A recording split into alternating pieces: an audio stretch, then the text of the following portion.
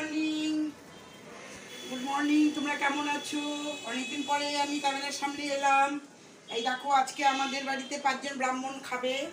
আমার শাশুড়ি মা মারা গেছেন, সেই জন্য 5 জন ব্রাহ্মণ খাবে। এই জন্য এই দেখো বেগুন ভাজা করেছি। এই দেখো বেগুন ভাজা হবে, এই ফুলকপি হবে। এই দেখো ফুলকপির মতো ভালো সামনের থেকে দেখিয়ে দাও, সামনের থেকে দেখিয়ে দাও। এই যে ফুলকপির আলু, এই যে বেগুন ভাজা হয়ে গেছে।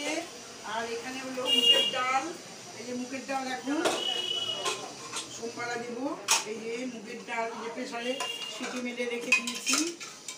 এই দেখো একটু বেশি একটা চামচ দিয়ে দিয়েছি, তাহলে তুলতে বেশি পড়ে না। ভালো করে দেখাও, ভালো করে দেখাও। বলেছিলাম একটা চামচ দিলে, ভালো করে দেখাও, ভালো করে দেখাও। চামচ দিলে আলুটা বেশি পড়ে না। এই দেখো চামচটা বের করলাম, ভালো করে দেখাও মুগের ডাল।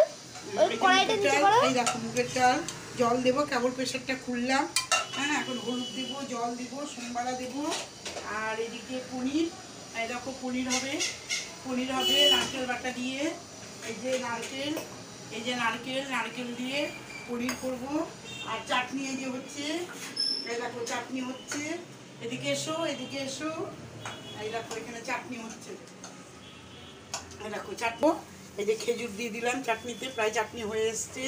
এই যে খেজুর দিয়ে দিলাম, এই যে তারপরে দিব ইয়ে চিনি দেব।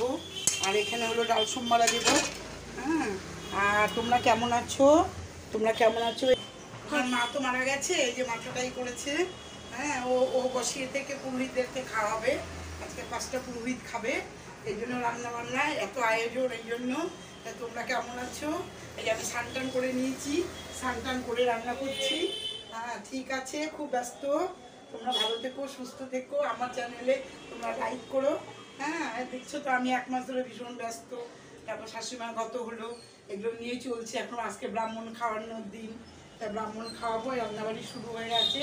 হ্যাঁ ঠিক আছে, রাখছি। টাটা টাটা বন্ধুরা, টাটা।